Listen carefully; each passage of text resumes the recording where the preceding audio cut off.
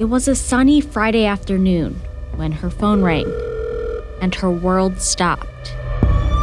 And to get a call and just to see the card, something I'll definitely never forget. Valerie Ghant's 19-year-old daughter, Asia, was the victim of a hit and run in Columbus. When I arrived, they were using the jaws of life. The top of the car was cut out and they were taking her. They told me I had to meet them at the hospital. The crash was 8 years ago, but for Valerie, the wounds are still fresh. Asia suffered a traumatic brain injury.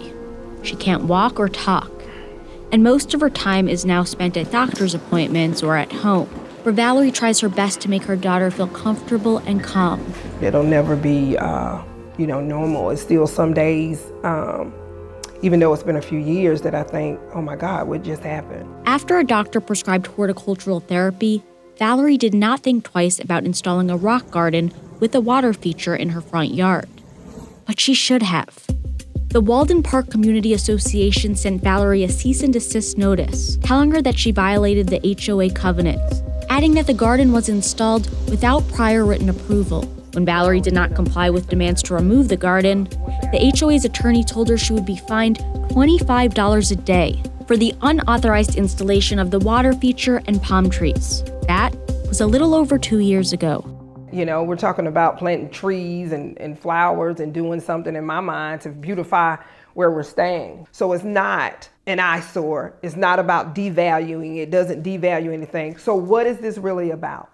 Let's look at this. This is hurting people. Stories like Valerie's have caught the attention of Georgia Senator Donzella James, who's long advocated for HOA reform and oversight. And after our investigation, plans to reintroduce legislation this upcoming session. It's crazy, but it's the law, and they get away with it. So we need to change the law so that it'll be a fair law. She says her legislation will include establishing an ombudsman's office to handle HOA and homeowner disputes outside of the courtroom. An ombudsman is an official, usually appointed by the government, who investigates complaints and attempts to resolve them. According to the Community Association Institute, 7 states currently have ombudsman's offices or similar programs, and 2 of them are Georgia's neighbors. And it works in the courts. It works everywhere. It would work especially with the HOAs. While the legislative session does not begin until January, Senator James already has 2 committee meetings scheduled to address these issues. Excuse me.